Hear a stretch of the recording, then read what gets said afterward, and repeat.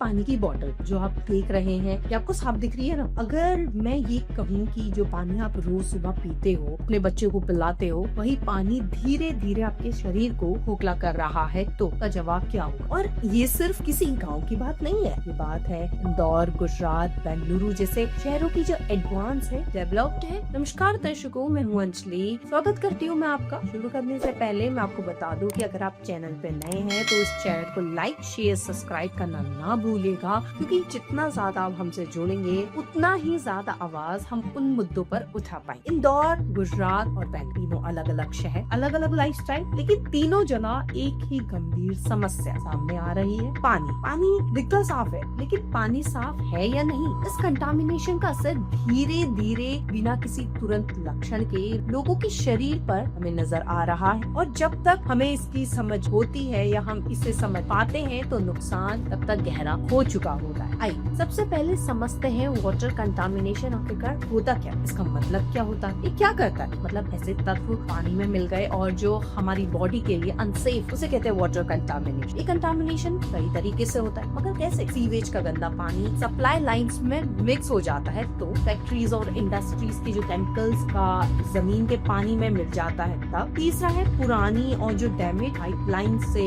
गंदगी का पानी घुल जाना और जमीन के अंदर मौजूद हेवी मेटल्स के ग्राउंड वाटर में मिल जाना। ये सब चीजें पानी के रंग, स्मेल या टेस्ट को बदले बिना ही उसे धीरे धीरे जहरीला बना देता है। इसलिए कई बार लोगों को पता भी नहीं चलता कि वो रोज रोज वही गंदा पानी पी रहे हैं, जो उनकी सेहत के लिए बेहद हानिकारक है, नुकसान कर रहा है। और यही कंटामिनेटेड पानी पेट की बीमारियां जैसे कि skin problem, kidney damage, hormonal imbalances और बच्चों के विकास पर गंभीर असर डालता है। पानी गंदा पानी, गंदे मतलब बदबू वाला पानी आ रहा है। जी हाँ, तो आप सोचिए कि हम अपने ही जनता को क्या दे रहे हैं।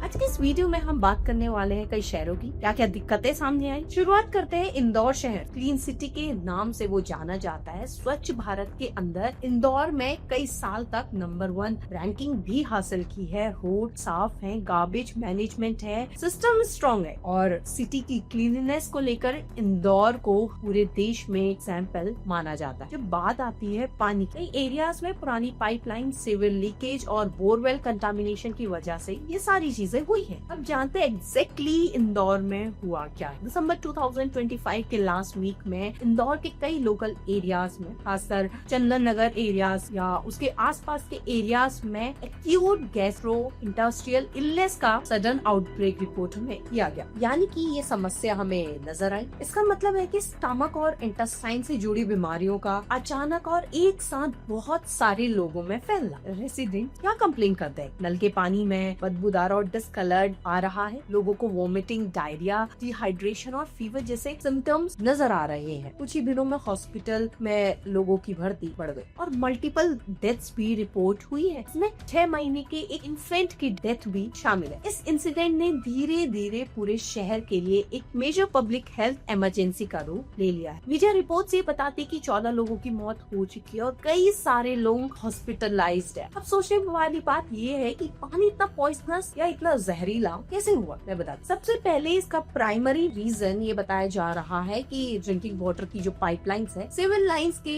बिल्कुल पैरेलल चल रही है। पैरेलल लाइंस पढ़ा होगा ना मैथ्स में, जो कभी इंटरसेक्ट नहीं करते, सेम वही समझ लीजिए। पाइपलाइंस इतनी पुरानी और रस्टेड है कि उसमें छोटे छोटे क्रैक्स और होल्स बन गए हैं। जब पाइपलाइंस से लीकेज हुआ तो नाली का गंदा पानी सीधा पीने के पानी में घुस गए, यानी जो पानी घर आया वो ऑलरेडी कंटामिनेटेड था। जब वाटर पंपिंग के टाइम पे प्रेशर कम ज्यादा हुआ तो ये कंटामिनेशन और भी ज्यादा बढ़ गया। लो प्रेशर के टाइम पे सीवर का पानी और तेजी से ड्रिंकिंग वाटर लाइंस में चला गया। अब बात करते हैं गुजरात। आखिरकार गुजरात में हुआ क्या है ये भी समझ लेते हैं। गुजरात के गांधीनगर में, यानी कि सेक्टर 24 और 28 में और कई सारे एरियाज में दूषित पानी की वजह से लोगों को टाइफाइड के लक्षण नजर आए। अब तक 100 से ज्यादा टाइफाइड केसेस सामने आ चुके हैं। इन्वेस्टिगेशन में ये पता चला है कि कम से कम 7 जगह पाइपलाइन में लीकेज था और जिस वजह से सीवेज का पानी ड्रिंकिंग वाटर में मिक्स हो गया। Sharp rise in typhoid cases has set alarm bells ringing in Gandhinagar as well.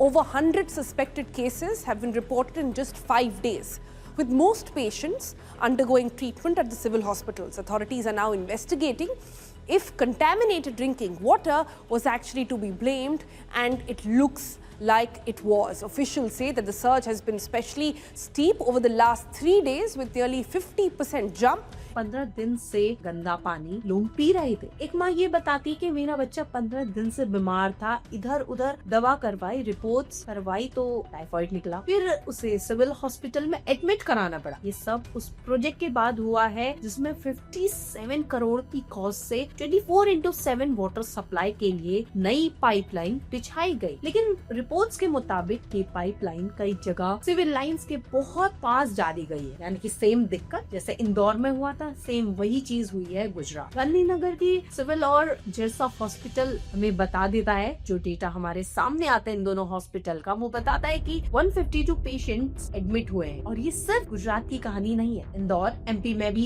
यही गंदे पानी की वजह से ये बीमारी फैली, जिसमें कई सारे लोगों ने अपनी जान खो दी। 142 पेशेंट्स हॉस्पिटल में एडमिट है, 11 आईसीयू में है, वो भी क्रिटिकल कंडीशन। अब बात करते हो शहर की, जिस शहर की कंपैरिजन हम सिलिकॉन वैली से करते हैं, जहाँ फॉरेन इन्वेस्टर्स पानी की तरह पैसा बहाते हैं, और वही शहर अपनी सबसे बेसिक जरूरत यानी पानी के लिए तरस रहा। आज हम बात कर रहे हैं बेंगलुरु वाटर क्राइसिस। बेंगलुरु अपनी वाटर नीड्स के लिए मेनली कावेरी रिवर पर डिपेंड करता है। शहर की daily water requirement approx 168 crore litres है, लेकिन सिर्फ रिवर से जो पूरी नीड कंप्लीट नहीं होती, इसीलिए एक्स्ट्रा वाटर के लिए शहर बोरवेल्स और लेक पर डिपेंड करते हैं। ठीक है, अच्छी बात। प्रॉब्लम ये भी है बैंगलोर की जो पॉपुलेशन वो ज्यादा बढ़ चुकी है। कुछ सालों में ये पॉपुलेशन 1.2 करोड़ के आसपास पहुंच सकती है। मतलब पॉपुलेशन ज्यादा है, ज्यादा पॉपुलेशन ज्यादा कंस्ट्रक्शन, और यहीं से क्राइस और गहरा होता जाता है। कुछ डिकेड्स पहले बैंगलोर के अराउंड 250 लेक्स हुआ करते थे, लेकिन आज सिर्फ 50 लेक्स ही बचे। कई एरियाज में लेक्स की जगह अपार्टमेंट, प्लेग्राउंड और पब्लिक पार्क्स बना दिए गए हैं। अब सवाल ये है, गवर्नमेंट क्या कर रही है? कर्नाटका गवर्नमेंट कावेरी रिवर पर निकट D2 डैम बनाना चाहती है, जो इस वाटर क्राइसिस को काफी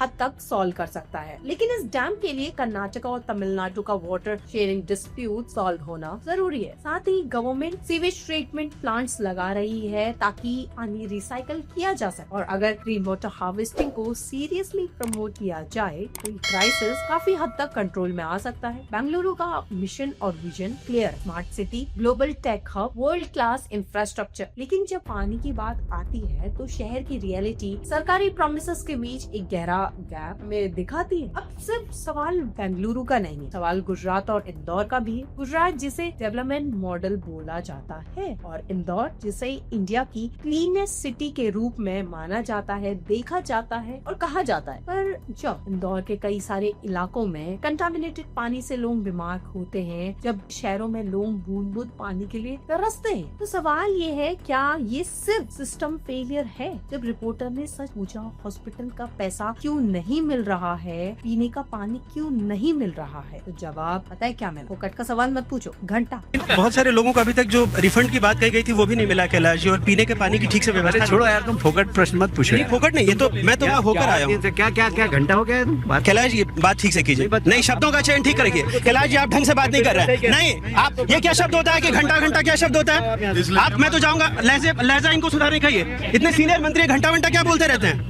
बात करने की तमीज नहीं है। यूज द वर्ड घंटा and this is the slang. ये सिर्फ एक शब्द नहीं था, ये एक सोच थी जो कह रही थी तुम्हारी प्रॉब्लम है, हमें डिस्टर्ब मत करो। जब सरकार सवालों से डरने लगे तो समझ जाओ सिस्टम को लोग नहीं, इमेज बचानी होती है। अब सवाल ये नहीं है कि गुजरात और इंदौर में प्रॉब्लम हुई या नहीं, सवाल ये है अब क्या उनकी सरकार जिम्मेदारी लेगी या फिर वही घंटा और ये कल्चर कंटिन्यू रहे? क्या लोगों को साफ पानी मिलेगा या फिर सिर्फ प्रेस कॉन्फ्रेंस पोस्टर्स बदले जाएंगे? बताइएगा जरूर। या फिर इलेक्शन के टाइम पे सब नेता आकर के आपके सामने हाथ जोड़ेंगे और कहेंगे कि हमको वोट जरूर दीजिए। आपको क्या लगा कमेंट करके जरूर बताइएगा दर्शकों, और चैनल को लाइक शेयर सब्सक्राइब करना ना भूलिएगा। और मैं थी आपके साथ अंजलि, आप देख रहे थे FPV।